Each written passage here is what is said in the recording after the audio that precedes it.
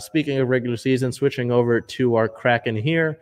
I mean, it's when you have 2 games and you win one and you lose one, it's pretty down the middle, right? I mean, I can't say, oh, it was a bad week or it was a good week. It was okay, you know. February 9th at home versus the Arizona Coyotes. That rescheduled game that was supposed to take place on the 21st of December, losing that game 5-2, unfortunately. Player of the game would be winger Colin Blackwell with 1 goal, 1 point, 2 shots on goal, a hit, and 1 takeaway. On the 11th, traveling down to Anaheim to play the Ducks, winning that game 4-3. Player of the game number 1 would be Ryan Donato with 2 goals, 2 points, a 1+-, 5 shots on goal, and 1 takeaway. Donato, not scoring in a while, was able to have another great performance against Anaheim this year, similar to the last time the team traveled down to play the Ducks. And then player of the game number 2 would be Yanni Gourde with 2 assists, 2 points, a 2+-, and 4 hits. So it's a relatively decent week. I can't complain.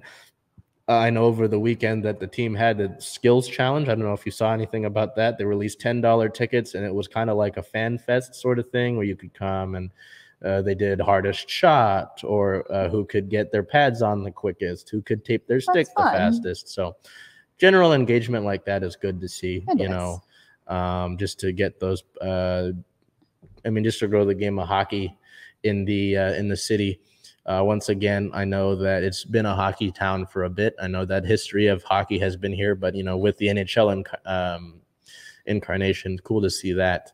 And to talk about that, I know that UW men's hockey team goalie, they had a men's hockey, one of their goalies was there on site. So that was kind of cool to see them, tap in the city for that.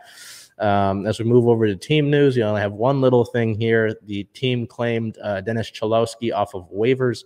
He was originally selected by Seattle in the expansion draft way back then when that was a thing, but was claimed off of waivers in October by the Washington Capitals. Because the team has claimed him once again for a second time, he can now just be sent to Charlotte without having to be worry about waivers. And so he's been sent to the Kraken's version of their minor league team for this year, the Charlotte Checkers. Next year, they'll get their own team, the Coachella Firebirds. So with that being said, the Kraken now move to a 16-28-4 record, 16 wins, 28 losses, 4 overtime losses. So if we double that, 16 times 2, 32. And then the 4 overtime losses, you get 1 point. So that's where we come to the 36. Still sitting at 8th in the Pacific. Still stuck in that 8th position. Sad face. Looking ahead, the team plays tonight versus the Toronto Maple Leafs at 6 o'clock. That'll be a good test there. Going on the road then to play their next 2 games on the 17th against the Winnipeg Jets in Winnipeg at 5 o'clock. And then February 19th at the Calgary Flames at 7 o'clock. So hoping for a Valentine's Day win here. That would be nice. Yeah. Toronto is a good team. They've got a lot of talent. It's an hour earlier start. So, it'd be a nice surprise.